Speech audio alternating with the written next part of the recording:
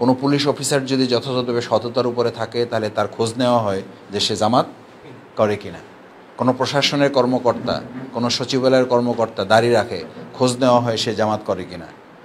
তার স্ত্রী হিজাব নিকাব করে, তাহলে খোঁজ নেওয়া হয় সে জামাত করে কিনা। আলহামদুলিল্লাহ, তার অর্থ হচ্ছে এই ফান্ডামেন্টাল মুসলিম হিসাবে যারা জীবনযাপন করে তাদেরকে মানুষ এখান জামাত হিসাবে চিহ্নিত করে। এটা জামাত ইসলামীর বাংলাদেশের সবচেয়ে বড় অর্জন।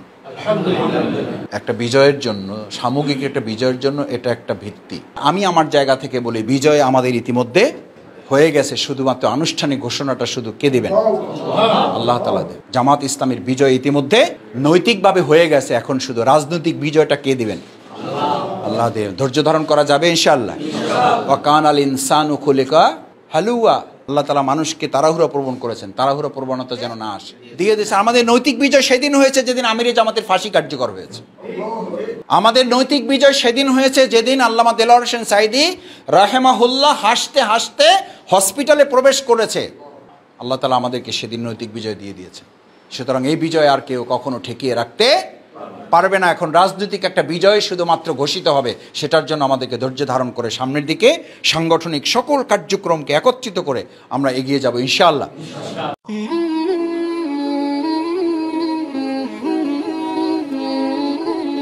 আসসালামু আলাইকুম ওয়া রাহমাতুল্লাহ। সুপ্রিয় দর্শক, একটা রোকন সম্মেলন বৈঠকে ডক্টর শফিকুল ইসলাম মাসুদ ভাই অসাধারণ কিছু বক্তব্য দিয়েছেন, যা আপনারা ভিডিওর শুরুতে শুনলেন। যে আমাদের নৈতিক বিজয় হয়ে গেছে, এখন শুধু আনুষ্ঠানিকতা বাকি। যে কোনো অফিসে কোনো অফিসার যদি ঘুষ না খায়, তার স্ত্রী ছেলেমেয়েরা যদি পর্দা করে, তাহলে বুঝে নেবেন যে ওই লোকটা জামাত করে। তো ঠিকই একই রকমই আমাদের এলাকায়ও তাই।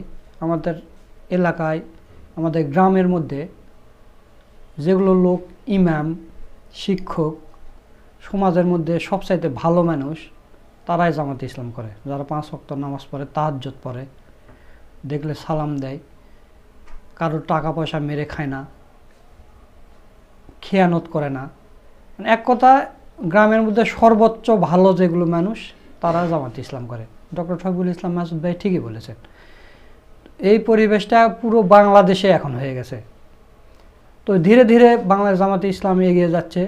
ইনশাল্লাহ দেশের জনগণ বুঝতে পারবে যে আসলে এই পরবর্তীতে কাকে ক্ষমতায় আনতে হবে, কোন দলকে ক্ষমতায় আনলে আমাদের দেশ ভালো চলবে।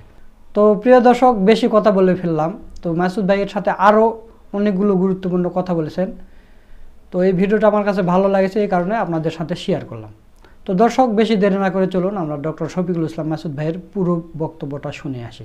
সম্মানিত ভাইয়েরা, আমরা আল্লাহর দরবারে শুকরিয়া আদায় করি এই জন্য যে আল্লাহ মেহেরবানি করে আমাদেরকে অন্য কোনো পশু প্রাণী পাখি না বানিয়ে আমাদেরকে আল্লাহ তাআলা মেহেরবানি করে আশরাফুল মাখলুকাত বা সৃষ্টির সেরা হিসেবে আমাদেরকে তিনি সৃষ্টি করেছেন। আমরা কেউই চেষ্টা করে মানুষ হওয়ার জন্য আল্লাহর কাছে আবেদন করিনি। আল্লাহ তাআলা আমাদেরকে মানুষ করে মেহেরবানি করে তিনি অনুগ্রহ করেছেন যে অন্য কোনো প্রাণী না সৃষ্টি করে আমাদেরকে তিনি মানুষ হিসাবে সৃষ্টি করেছেন। পাশাপাশি আল্লাহ তাআলা আমাদেরকে শুধু মানুষই করেন নাই, আমাদেরকে মানুষ হওয়ার মধ্য থেকে আবার তিনি আমাদেরকে মুসলিম উম্মার অন্তর্ভুক্ত করেছেন। এই মুসলিম উম্মা এখন 4 ভাগে বিভক্ত। এক গ্রুপকে বলা হয় ফান্ডামেন্টালিস্ট মুসলিম, অর্থাৎ যে পূর্ণভাবে ইসলামকে মেনে চলে। তারা হচ্ছে এখন আমাদের প্রতিপক্ষ যারা, তাদের দৃষ্টিতে আমরা মৌলবাদী। কিবাদী মুসলিম? মৌলবাদী মুসলিম। বলতে একটু মুসলিম কিন্তু একটু কড়া মুসলিম। মানে আপনি যদি পুরোপুরি মেনে চলেন তাহলে আপনি কড়া মুসলিম। আপনি যদি অফিসে এখন ঘুষ না খান তাহলে আপনি কড়া মুসলিম। আপনি যদি এখন সুদ না দেন তাহলে আপনি কড়া মুসলিম। কোনো পুলিশ অফিসার যদি যথাযথভাবে সততার উপরে থাকে তাহলে তার খোঁজ নেওয়া হয় যে সে জামাত করে কিনা। কোনো প্রশাসনের কর্মকর্তা, কোনো সচিবালয়ের কর্মকর্তা দাড়ি রাখে, খোঁজ নেওয়া হয় সে জামাত করে কিনা। তার স্ত্রী হিজাব নিকাব করে, তাহলে খোঁজ নেওয়া হয় সে জামাত করে কিনা। আলহামদুলিল্লাহ, তার অর্থ হচ্ছে এই ফান্ডামেন্টাল মুসলিম হিসাবে যারা জীবনযাপন করে তাদেরকে মানুষ এখান জামাত হিসাবে চিহ্নিত করে। এটা জামাত ইসলামীর বাংলাদেশের সবচেয়ে বড় অর্জন। একটা বিজয়ের জন্য, সামগ্রিক একটা বিজয়ের জন্য এটা একটা ভিত্তি। আলহামদুলিল্লাহ, আল্লাহ তাআলা আমাদের এই ভিত্তি নির্মাণ করে দিয়েছেন। এখন বাকি শুধু আমরা ছাদ ঢালে দিলেই। আমি বিশ্বাস করি বাংলাদেশ জামাত ইসলামীর এই যে ফান্ডামেন্টাল মুসলিম হিসাবে মুসলিমের পরিচয় ধারণ করা না, শুধু কাজগুলোকে বাস্তবে রূপান্তরিত করার প্র্যাকটিস আমরা করার চেষ্টা করতে পেরেছি। আল্লাহ তাআলা এই যে ভিত্তি নির্মাণ করে দিয়েছেন, বাংলাদেশের ভিত্তির উপরে ইসলাম বিজয় হবে ইনশাআল্লাহ। আল্লাহ যে মুসলিম আমাদেরকে বানিয়েছেন, সেই মুসলিমের দ্বিতীয় ক্যাটাগরি হচ্ছে আর একটা মুসলিম গ্রুপ এখন তৈরি হয়েছে, যাদেরকে বলা হয় ট্রেডিশনাল মুসলিম। কি মুসলিম? ট্রেডিশনাল মুসলিম, নামে আছে কামে নাই। ঐতিহ্যগতভাবে মুসলিম, মুসলিমের ঘরে জন্মগ্রহণ করেছে তাই মুসলিম। এই জন্য বলেও বসে যে মুসলমান তাই বলে একবারে নামাজ 5 ওয়াক্ত পড়তে হবে এমন তো কথা না, এবারে একবারে যে পড়ি না তাও তো না, অন্তত জুমার নামাজ। তাদের জন্য আজকে গিয়ে আপনি প্রথম কাতারে, দ্বিতীয় কাতারে, শেষ কাতারে, বারান্দায়, রাস্তায় অনেক সময় এদের জন্য নামাজ জামাত পাওয়া যায় না, জায়গা পাওয়া যায় না। যে তারা তো মনেই করে যে সপ্তাহে যেহেতু একদিন পড়বো সুতরাং একটু ভালোভাবেই পড়ি, এই জন্য 5 ওয়াক্ত আলাদা ঠিক মতো গিয়ে তাদের ঠেলায় জায়গা পাওয়া যায় না। আবার ওই মসজিদে আসরের নামাজে মুসল্লি খুঁজে পাওয়া যায় না। আবার ওই মসজিদেই ওই দিন ফজরের নামাজের সময় ইমাম এবং মুয়াজ্জিন দুজনের দিকে তাকাতাকি করতে থাকে যে আর একজন হইলেই কি করা যায়, জামাত করা যায়। এই দুরবস্থা আমাদের মসজিদগুলোতে আছে না নাই? কি কারণে? মুসলিম এখন কি হয়ে গেছে? কি মুসলিম? ট্রেডিশনাল, ঐতিহ্যগতভাবে, বংশগতভাবে মুসলিম। তো বংশগতভাবে ডাক্তার হয়েছে কেউ শুনেছেন কখনো? যে বাবা ডাক্তার, সে ডাক্তার পরিচয় দিচ্ছে। বাবা আলেম ছিলেন, এখন সে নিজে বলতেছে আমিও এখন থেকে আলেম। আমি এই আলোচনাটা করেছি কেন? উপলব্ধিটা মাথায় রাখবেন, এটা রোকন সম্মেলন। একজন রোকন আপনাকে বহু ত্যাগ, কোরবানি, কষ্ট, নির্যাতন, নিপীড়ন, সাধনা অধ্যবসায় করে তারপরে আপনি কিন্তু এই জায়গায় আল্লাহ তাআলা আপনাকে উপনীত করেছেন। আপনি চাইলেই হতে পারেন নাই।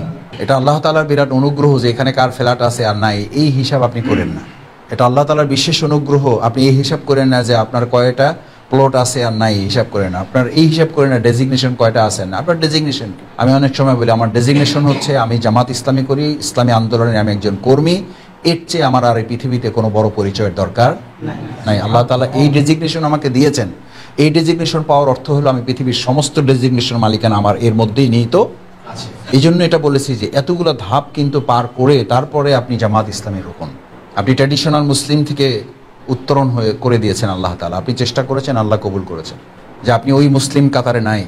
আপনি 5 ওয়াক্ত পড়েন না, আপনি শুধু জুমার জন্য কোনো রকম গিয়ে মেহমান হিসাবে, মেহমান মুসল্লি। আমাদের মসজিদে এই অতিথি মুসল্লির আগমন এখন বেশি, যাদেরকে চেনা যায় না, দেখা যায় না।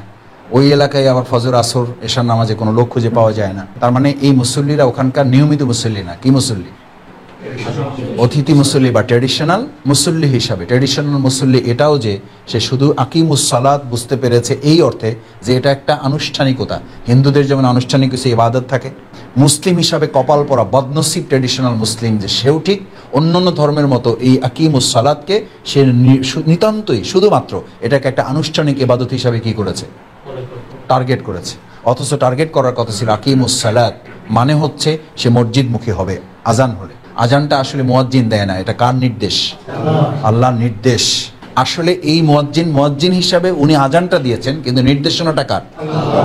এই ধারণাটা যদি আকিমুস সালাতকে কেউ না নিতে পারে তাহলে আকিমুদ্দিনে এই ধারণাটা কেউ অর্জন করতে পারবে না। ওখানে ব্যর্থ হবে, এখানেও ব্যর্থ হবে।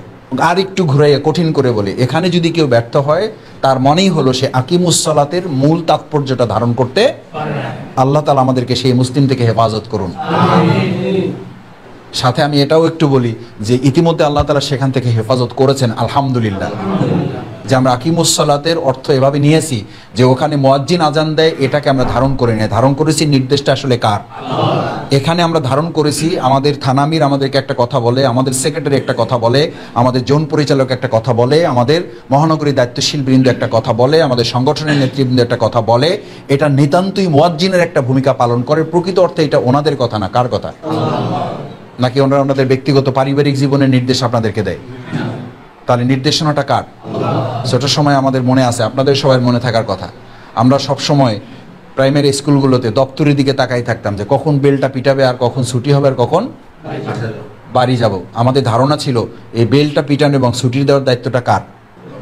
দপ্তরের। এবং তার পিছনে আমরা ঘুরতামও, চাচা ডাকতাম বা খালু ডাকতাম বা বলতাম যে ভাইয়া বেলটা কি করেন, পিটাই দেন। তো হেও আবার একটু ভাবসাব নিত, হেও তো বুঝতো যে আমরা তো এত কিছু বুঝি না। সেও মনে করে যে মালিক পক্ষ তারই মনে করতেছে, কিন্তু সে যে প্রধান শিক্ষকের অনুমতি ছাড়া বেলটা পিটাইতে পারে না এই বুঝটুকু আমাদের তখন ছিল না। তা আপনারা এখানে যারা আছেন, আল্লাহকে এই বুঝ থেকে আপনাদেরকে উত্তরণ করেছেন না ওই বুঝের মধ্যে আছেন এখনো? বেলটাকে দপ্তরি পিটায় না প্রধান শিক্ষক নির্দেশ দেয়? নির্দেশ না দিলে যতক্ষণ পর্যন্ত স্কুল চলে চলতেই থাকে। অনেক সময় এমন হয় যে দেরি হচ্ছে, জিজ্ঞেস করে আমরা বলছি যে না এখনো প্রধান শিক্ষক কি দেয় নাই, আজকে অন্য কাজ আছে, সেই জন্য আরো কিছু সময় তোমাদের থাকতে হবে। তো তখন গিয়ে কি মানে ওই দপ্তরিকে গালিগালাজ করি? করি না, কারণ আমরা তখন বুঝতে পারি যে নির্দেশটা আসলে এর হাতে কিছুই নাই, এ শুধু নির্দেশ হুকুম পালনের একজন সাধারণ কর্মচারী মাত্র। আমরা এই যে এই গ্রুপে যারা আমাদের জন্য একটা আলাদা ব্যবস্থা করেছেন, এই রীতিমতো আমরা কর্মচারী দায়িত্ব পালন করি। কার? এই কর্মচারীদেরকে আপনারা কখনো কখনো মালিক পক্ষ ভেবে আমাদের উপরে চোখ বড় বড় করে তাকান। তা এটা বলছি এই জন্য যে দেখেন, আকিমুস সালাতের নির্দেশনার হচ্ছে এই যে আপনি এখান থেকে ভাববেন যে নির্দেশনাটা আসলে কার। একজন রোকন হিসাবে কি আমরা এটা আজকে ধারণ করে নিয়ে যেতে পারবো? সংগঠনের প্রত্যেকটা নির্দেশ দায়িত্বশীলের না, কার নির্দেশ? এই হিসাবে আল্লাহ তাআলা আমাদের পালন করার তৌফিক দান করুন। নির্দেশ পেলেন, এরপরে দায়িত্ব কি? আপনি মসজিদে গেলেন, মসজিদমুখী হলেন। এটা আকিমুস সালাতের ট্রেনিং। ট্রেডিশনাল মুসলিম হলে সে এই ধারণা করে না, সে ধারণা করে সুযোগ পাইলে গেলাম, না হলে নাই। একজন রোকন আকিম উদ্দিনের নির্দেশ পেলে সে সুযোগ পেলে গেলাম, না হলে নাই। এটা কি আপনার চেতনা? ট্রেডিশনাল মুসলিম যদি হয়, ট্রেডিশনাল রোকন যদি হয়, ট্রেডিশনাল ইসলামী আন্দোলনের কর্মী যদি হয়, তাহলে এভাবে গ্রহণ করবে। সুযোগ পাইলে গেলাম, না হইলে নাই। তো সুযোগ পাইলে গেলাম, না হইলে নাই যদি হয়, তাহলে প্রকৃতপক্ষে আপনি ওখানে নামাজকে অস্বীকার করলেন, সালাতের হক আদায় ব্যর্থ হলেন। এখানে আকিম উদ্দিনের হক আদায় আপনি ব্যর্থ হলেন। কারণ আকিমুস সালাতের হক হচ্ছে বাসায় বসে থাকা না, আকিমুস সালাতের হক হচ্ছে কোথায় যাওয়া? মসজিদে যাওয়া। এই মসজিদে যাওয়া হচ্ছে আপনার সেনাবাহিনীর ট্রেনিং। আপনার মধ্যে এই ফিলিংসটা ডেভেলপ রাখা 24 ঘন্টা, সপ্তাহে 7 দিন, মাসে 30 দিন, বছরে 365 দিন, ঝড় বৃষ্টি বন্যা বাদল পরিস্থিতি যাই তাফদা যাই থাকুক না কেন, আপনার মধ্যে চেতনাটা জাগ্রত করা আপনি একজন আল্লাহর কি সৈনিক। আল্লাহর আপনি একজন সৈনিক। ডাক পড়েছে, যে অবস্থায় থাকেন আপনাকে মসজিদে গিয়ে কি হয়ে যেতে হবে? হাজির হয়ে যেতে হবে। ওখানে যেমন আপনি বলেন না যে ঠিক আছে আমি বাজারটা শেষ করে নেই, আপনি ঘরের রান্নাটা শেষ করে নেই, খাবারটা শেষ করে নেই, বাচ্চাটাকে ঘুম পড়ায় নেই, তারপরে আমার কাজটা আমি একটু শেষ করে নেই। এটা যেমন বলাটা আপনার ইখতিয়ারের মধ্যে পড়ে না, শরীয়তে এটা অ্যালাউ করে না যে এটা করে আপনি সালাতে তারপরে জামাতে অংশগ্রহণ করবেন। বরং ওখানকার স্পিরিটটা হচ্ছে আপনি শুধু জামাতে অংশগ্রহণ করবেন না, ওখানে তাকবীর উলার সাথে আপনি সালাত আদায় করাটাকে উত্তম বলে গণ্য করা হয়েছে। এখানেও রোকন বৈঠকে সবার আগে আপনি হাজির হওয়ার স্পিরিটটা এখান থেকে হাজির করবেন। ওখানে তাকবীর উলা, এখানে সবার আগে যে হাজির হবে সে আমি। দেখে ইনশাল্লাহ রোকন বৈঠকে কে কখন দেরি করে যান আমি এটার জন্য হাত তুলতে বলবো না। ভুলে যাওয়াটা কি আল্লাহর নেয়ামত। আপনার পৃথিবীতে যত দুঃখ কষ্ট এই পর্যন্ত জন্মের পর হয়েছে সব যদি মাথায় ঠিকঠাক মতো ধারণ করা থাকতো, তাহলে স্বাভাবিক থাকতেন না পাগল হয়ে যেতেন? পাগল হয়ে যেতেন। আল্লাহ সেখান থেকে আমাদেরকে হেফাজত করেছেন, বলে আলহামদুলিল্লাহ। এই জন্য তো আমাদের এই কাগজ কলম, তারপরে এই ওহী যখন আসে তখন আল্লাহ রাসূল সাল্লাল্লাহু আলাইহি সাল্লামকে বলা হয়েছে আপনি এটা মুখস্থ রাখার জন্য খুব বেশি কি হইয়েন না, পেরেশান হইয়েন না, এটার সংরক্ষিত করার কি আছে? ব্যবস্থা আছে। তা আমার কাছে, আমি গরিব মানুষ, ছোটোখাটো মানুষ, আমার কাছে যদি একটা খাতা থাকে এবং আস্তে আস্তে গাড়িতে যদি আমার নোট করা লাগে, তাহলে আপনাদের তো দরকার নেই না। আমি একবারে কেউ করতেছেন না তা বলছি না, বলছি যে এটা প্রয়োজনীয়তা, এটা বুঝাইছি। আর আমার আলোচনার সময়, আমার বা আমাদের কারোই কোরআনের আলোচনার সময় যদি কারো ঘুম আসে, তাহলে বুঝতে হবে যে তার জীবনের এর চেয়ে আর বদনসিব। কারণ এখন যে আলোচনা চলতেছে এটা জ্ঞান বিজ্ঞানের উপর আলোচনা করতেছে না, এটা পুরোটাই আলোচনা হচ্ছে কিসের উপরে? কোরআন সুন্নাহর আলোচনা। এই আলোচনায় যদি আপনার ঘুম আসে, তাহলে আমার বুঝতে হবে যে এটা আমার জন্য বদনসিবের অংশ। পরিচ্ছন্ন এলম যার থাকবে, উন্নত এলম যার থাকবে, এলমের পর হচ্ছে পরিচ্ছন্ন ঈমান। পরিচ্ছন্ন এলম, এটা কক, এলম হলো ক, খ হলো ঈমান। পরিচ্ছন্ন ঈমানের জন্য মানুষের দরকার হয় কি? পরিচ্ছন্ন এলম। এলম যার পরিচ্ছন্ন, ঈমান তার পরিচ্ছন্ন। ঈমান যার পরিচ্ছন্ন, আমল তার পরিচ্ছন্ন। দেখেন শুরুটা কি দিয়ে? ঈমান দিয়ে না এলম দিয়ে? তাহলে ঈমান আমাদের গুরুত্বপূর্ণ। তার চেয়েও ঈমানটা হচ্ছে এক, তারও আগে এলমটা হচ্ছে জ্ঞান। এই জন্য কোরআন নাজিল করে প্রথমেই বলা হয় না ইয়া আইয়ুহাল্লাযীনা আমানু, বলা হয়েছে কি? বলা হয়েছে ইকরা। মানে তোমার ঈমান দরকার, কিন্তু সেই ঈমানেরও আগে কি দরকার? এলম দরকার। তাহলে রোকনিয়াতের চেতনার, রোকনিয়াতকে অর্থবহ করা, রোকনিয়াতকে ধারণ করা, এটাকে সুসংগঠিত রাখা, এটাকে মজবুত প্রাণবন্ত সজীব রাখার প্রথম হাতিয়ার হইল আজকে আমরা দিলাম উচ্চতর সিলেবাস দিয়ে দিলাম। তাহলে এলম, এলমের পরে ঈমান, ঈমানের পরে পরিচ্ছন্ন আমল। পরিচ্ছন্ন আমলই একটা সমাজ, পরিবার, রাষ্ট্রকে পরিচ্ছন্ন করতে পারে। This is important issue. আপনার আমার এই রোকনিয়াতের মূল চেতনাকে, আমরা পরিচ্ছন্ন হব, আমরা সমাজ এবং রাষ্ট্রকে কি করব? পরিচ্ছন্ন করব। তাহলে আমার পরিচ্ছন্ন হওয়ার ধাপ প্রথম কি দিয়ে শুরু করলাম আমরা? এলম দিয়ে। পরিচ্ছন্ন এলম কি তৈরি করে? পরিচ্ছন্ন ঈমান পরিচ্ছন্ন আমল তৈরি করে। পরিচ্ছন্ন আমল পরিচ্ছন্ন সমাজ, চিন্তা, রাষ্ট্র, পরিবার গঠনে সহায়ক শক্তি হিসাবে আল্লাহ আমাদের কবুল করুন। আল ইলমু সালাহি, উচ্চতর সিলেবাস।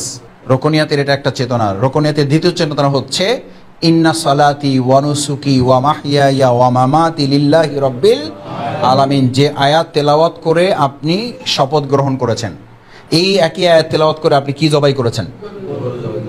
শুধু গরু, ছাগল, উট, দুম্বা, মহিষ, খাসি এসব তো জবাই করছেন, সবই জবাই করছেন, শুধু আমার মধ্যে থাকা পাশবিকতাটাই জবাই করা সম্ভব হয় নাই অথবা সময় হয় নাই। অথচ উচিত ছিল এই পশু, এই যা যা জবাই করছেন এই সমস্ত কিছু জবাই করার মধ্য দিয়ে মূলত আমার মধ্যে দুটো সত্তা, একটা পাশবিকতা, একটা মানবিকতা। কয়টা সত্তা?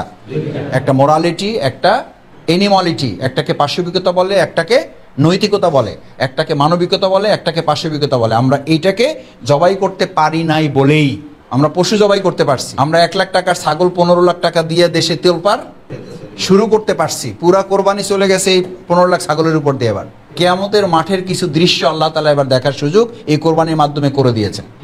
এতদিন কোরআনের আয়াত পড়তেন যে সেদিন কেউ কারো পরিচয় দিবে না, এবং কেউ কারো সামনে পড়লে মা বাবাকে অস্বীকার করবে, বাবা মাকে অস্বীকার করবে। আমরা পশু জবাই করেছি, আমাদের পাশবিকতাটাকে আমরা জবাই করতে, আমরা পাশবিকতাটাকে যদি জবাই করতে পারতাম তাহলে আজকের সমাজের এই চিত্র আমাদেরকে দেখতে, ইনশাআল্লাহ আমি বিশ্বাস করি বাংলাদেশ জামাত ইসলামী আমরা এই পাশবিকতাটাকে দমন করে কুল ইন্না সালাতি ওয়া নুসুকি, আমরা বলেছি আমার সালাত। দেখেন সালাতের পরপরই ঘোষণা হচ্ছে ওয়া নুসুকি, আমার কি? কোরবানি। কোরবানির তো আর একটা উদ্দেশ্য ছিল পরিপূর্ণভাবে আত্মসমর্পণ করা, কোনো যুক্তি পেশ না করা। ইব্রাহিম আলাইহিস সালামকে যখন এই সিদ্ধান্ত জানানো হয় তখন তিনি 3টা কাজ করতে পারতেন। কয়টা? একটা, তিনি অজুহাত পেশ করতে পারতেন, আমার মাত্র একটাই ছেলে, তাও তো আপনিই দিয়েছেন, আল্লাহ আপনিই তো দিয়েছেন, তাও আমার তো 2-3টা থাকলে না হয় একটা দিয়ে দিতাম, দিছেনই তো একটা। এই অজুহাত পেশ করতে পারতেন না পারতেন? পারতেন। 2 নম্বর হলো তিনি অপারগতা পেশ করতে পারতেন। কি করতে পারতেন? অপারগতা। অপারগতা মানে কি করতে পারতেন? বলতেন আমি রাজি আছি, না আমার ছেলেটা বোধহয় আসলে রাজি হবে না। আমাদের এরকম আছে, আমি তো চাই কিন্তু আমার বউ তো চায় না। অপারগতা পেশ করেন নাই, সন্তানকে জিজ্ঞেস করেছেন। সন্তান শুধু জানতে চেয়েছে, শুধু জানতেছে যে সিদ্ধান্তটা আপনার নাকি আল্লাহ। স্ত্রীকে বলেছে, স্ত্রী শুধু জানতেছে যে সিদ্ধান্তটা আপনার নাকি আল্লাহ। দিস ইজ স্পিরিট অফ কোরবানি, দিস ইজ স্পিরিট অফ রোকনিয়াত। আপনি তো ওই আয়াতে তেলাওয়াত করেছেন। আপনি শুধু দায়িত্বশীলকে জিজ্ঞেস করবেন এটা সংগঠনের সিদ্ধান্ত কিনা, দিস ইজ এনাফ। আমার আর কোনো যুক্তি নাই, আর কোনো অপারগতা নাই। 1 নম্বর হলো হযরত ইব্রাহিম আলাইহিস সালাম কি পেশ করেন নাই? যুক্তি পেশ করেন নাই। কারণ যুক্তি পেশ করেন এই জন্য যেটা হারাম, এটা বৈধ নয়, আল্লাহর নির্দেশের সাথে এটা সাংঘর্ষিক। কিন্তু আমরা বুঝে হোক না বুঝে হোক নিত্যদিন আমরা এই অজুহাত পেশ করছি। এখন কেউ কাউকে সময় দিতে চায় না। এটার আমি সবচেয়ে বড় উদাহরণ আমি আমার সন্তানদেরকে দিয়ে বলি, আপনি আল্লাহর দিনকে সময় দিচ্ছেন না, আপনার সন্তান আপনাকে সময় দিতে চায় না। দেখবেন সন্তানকে বলবেন চলো বেড়ায় আসি, বলে যে তোমরা যাও, আমাদের ভালো লাগে না, আমাদেরকে আমরা মোবাইল নিয়ে বাসায় থাকতে চাই। বলে না? বলে না। ওরা ইংলিশ শিখে ফেলেছে, লেট মি অ্যালোন, আমাকে আমার মতো, লিভ মি অ্যালোন, আমাকে আমার মতো থাকতে দাও। আমি যেমন সংগঠনকে বলি আমাকে আমার মতো থাকতে দেন, আল্লাহ দুনিয়ার শাস্তি হিসাবে আপনার সন্তান, আপনার স্ত্রী অনেক সময় আপনাকে বলে বসবে, দেখো জ্বালায়ও না, আমাকে আমার মতো অপেক্ষা করুন। আপনার ব্যবসায়িক পার্টনার একটা ভালো জায়গায় পৌঁছে যাওয়ার পর বলবে যে ভাই এখন আমরা আমাদের মতো করে চলি, এখন আর একসাথে চলার দরকার নেই, আপনার যা আছে আপনি নিয়ে যান। অথচ এই কথা না বলে হয়তো যা আছে নিয়ে এসে চলে যাবে। যাবে না? গেছে গেছে। ওই যে লিভ মি অ্যালোন, আমাকে আমার মতো থাক, এই পানিশমেন্টে আমরা পড়ে গেছি। তার মানে হচ্ছে আপনি যখন যে অবস্থায় থাকবেন, রাসূল করিম সাল্লাল্লাহু আলাইহি সাল্লামের এই পেরেশানিটাকে সূরা কাহাফ, আজকে যে সূরাটা আমাদের সকলের পড়া জরুরি, যদি পুরাটা পড়তে পারেন সবচেয়ে ভালো, না হলে প্রথম 10 আয়াত আর শেষ 10 আয়াত চেষ্টা করবেন, আল্লাহ আমাদের কবুল করুন। ওখানকার 6 নম্বর আয়াতে আল্লাহ তাআলা রাসূল সাল্লাল্লাহু আলাইহি সাল্লামের এই পেরেশানিটা, মানে তার এই ঢেকির যে উদাহরণ আমরা দুনিয়াতে পেশ করি, তার মধ্যে এই পেরেশানিটা ছিল। এই পেরেশানিটা রোকনিয়াতের একটা উল্লেখযোগ্য চেতনা, রোকনিয়াতের একটা বড় বৈশিষ্ট্য, এটা রোকনিয়াতের এটা একটা বড় ধাপ যে আপনার মধ্যে পেরেশানিটা যখন যেখানে থাকবেন, আল্লাহ রাসূল সাল্লাল্লাহু আলাইহি সাল্লামকে আল্লাহ তাআলা বলেন ফালাআল্লাকা বাকিউন নাফসাকা আলা আসারিহিম ইন লাম ইউমিনু বিহাদাল হাদিসি আসাফা। মুহাম্মদ রাসূলুল্লাহ মানুষের কাছে ইসলাম আন্দোলন, আল্লাহর দ্বীন, ঈমানের দাওয়াত পৌঁছাতে গিয়ে আপনার অবস্থা এমন যে আপনার প্রান্ত ওষ্ঠাগত, প্রায় আপনার জীবন তো যায় অবস্থা।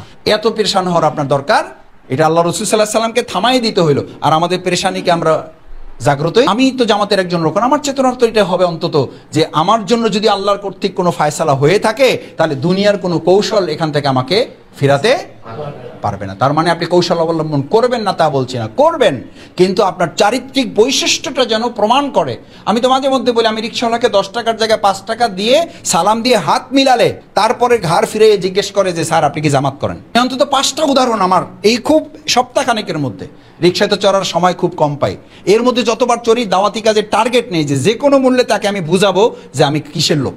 আমাকে অনেকেই বলে, আমরা অনেকে কেউ কেউ বিষণ্ণতা, 2024 সালে 7ই জানুয়ারি চলে গেছে, আমাদের আর বিজয়ের কোনো সম্ভাবনা নাই। আমি আমার জায়গা থেকে বলি, বিজয় আমাদের ইতিমধ্যে হয়ে গেছে, শুধুমাত্র আনুষ্ঠানিক ঘোষণাটা শুধু কে দিবেন? আল্লাহ তাআলা দেন। জামাত ইসলামের বিজয় ইতিমধ্যে নৈতিকভাবে হয়ে গেছে, এখন শুধু রাজনৈতিক বিজয়টা কে দিবেন? আল্লাহ দেব। ধৈর্য ধারণ করা যাবে ইনশাআল্লাহ। ওয়া কানাল ইনসানু খুলিকা হালুয়া। আল্লাহ তাআলা মানুষকে তাড়াহুড়া প্রবণ করেছেন, তাড়াহুড়া প্রবণতা যেন না আসে। অস্থির হব না, আমরা মনে রাখবো যে আমাদের নৈতিক বিজয় আমাদেরকে আল্লাহ তাআলা ইতিমধ্যে দিয়ে দিয়েছে। আমাদের নৈতিক বিজয় সেদিন হয়েছে যেদিন আমিরে জামাতের ফাঁসি কার্যকর হয়েছে। আমাদের নৈতিক বিজয় সেদিন হয়েছে যেদিন আল্লামা দেলোয়ার হোসেন সাঈদী রাহেমাহুল্লাহ হাসতে হাসতে হসপিটালে প্রবেশ করেছে। আল্লাহ তাআলা আমাদেরকে সেদিন নৈতিক বিজয় দিয়ে দিয়েছে।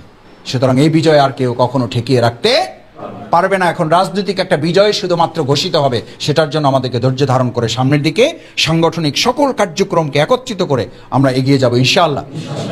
সর্বশেষ দুটো কথা বলে বক্তব্য ইতি টানতে চাই। ভাইয়েরা, যে দিনের দায়িত্ব আপনি পালন করেন সেই দিনের কাজটা কি আমার না আল্লাহর? ঘরের মালিকের আপনি কাজ করেন, ঘরের মালিকের আপনি কাজ করেন, মালিকের সাথে সম্পর্ক খারাপ, যত কাজই করেন মন পাবেন? পাবেন না। ওই যে আমাদের বাংলা একটা কথা বলে, যারে দেখতে নাই তার চলন বাঁকা। অর্থ হইল, আপনি যার ঘরে কাজ করবেন তার অন্তর, তার মন পাওয়াটা আপনার আসল কাজ। আপনি যদি আল্লাহর সাথে সম্পর্কটা ভিত্তি তৈরি না হয়, সেজন্য বলা হয়েছে ফুরসানান নাহার, সৈনিকের দায়িত্ব যারা পালন করবে তাদের আগে একটা বৈশিষ্ট্য অর্জন করতে পারা হবে, রহবান আল্লাইল।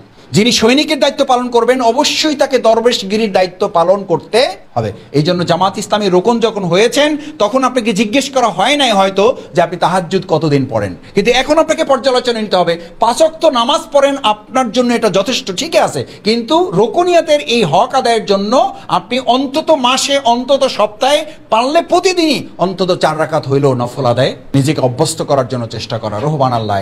দরবেশগিরি ছাড়া সৈনিকগিরি বাস্তবায়ন হবে না। আবার শুধু দরবেশগিরি করে যদি হতো তাহলে এই পৃথিবীর সর্বশ্রেষ্ঠ মুস্তাজাবাদ দাওয়াকে, দোয়া কবুলকারী কে, মানে যার দোয়া কবুল করার হবে ইখতিয়ার যাকে দেওয়া হয়েছে তিনি কে?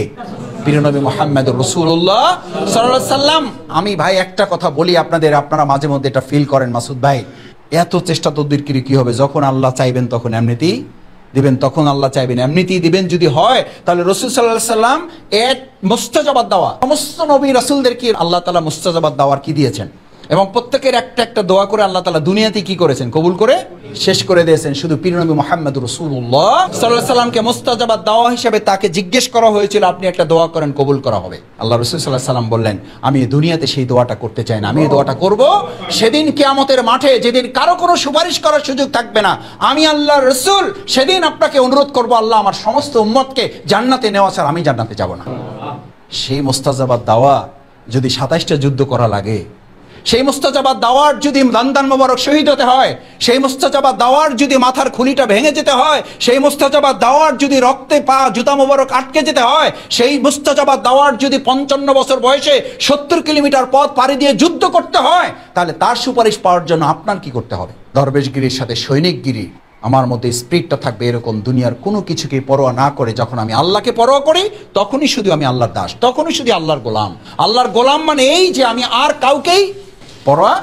রুকনিয়াতের এই চেতনা ধারণ করে যদি পারা যায় তাহলে আজকের এই রোকন সম্মেলন সফল এবং সার্থক হবে। আল্লাহ তাআলা এই হাতগুলোকে দুনিয়ার ক্যামেরায় মিস হইলেও আর সে আজিমের ক্যামেরায় যেন মিস না হয়।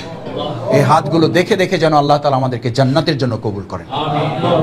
ভাইয়েরা, এই জন্য আসুন আমাদের রুকনিয়াতের এই মূল চেতনায় আমরা যেন নিজেদেরকে প্রতিষ্ঠিত করতে পারি। বাকি যে আলোচনাগুলো হবে এই আলোচনাটা এরই ধারাবাহিকতা, বিশেষ করে টার্গেট সংক্রান্ত আলোচনা হবে। আমি আশা করব প্রত্যেক রোকন আমরা আমাদের এই টার্গেটগুলো বছরের বাকি সময় আমরা অর্জন করব। আল্লাহ আমাদের তৌফিক দিন। সুবহানাকাল্লাহুম্মা বিহামদিকা আশহাদু আল্লা ইলাহা ইল্লা আনতা আস্তাগফিরুকা ওয়া আতুবু ইলাইক। আসসালামু আলাইকুম ওয়া রাহমাতুল্লাহি ওয়া বারাকাতুহু। দর্শক, আপনারা মাসুদ ভাইয়ের বক্তব্যটা শুনলেন, তার কথাগুলো কেমন লেগেছে? যদি ভালো লাগে ভিডিওটা শেয়ার করবেন। আজকের ভিডিও এই পর্যন্তই। পরবর্তীতে কোনো নতুন ভিডিও নিয়ে আবার আপনাদের সামনে আসবেন ইনশাল্লাহ। সকলকে ধন্যবাদ। আসসালামু আলাইকুম ওয়া রাহমাতুল্লাহ।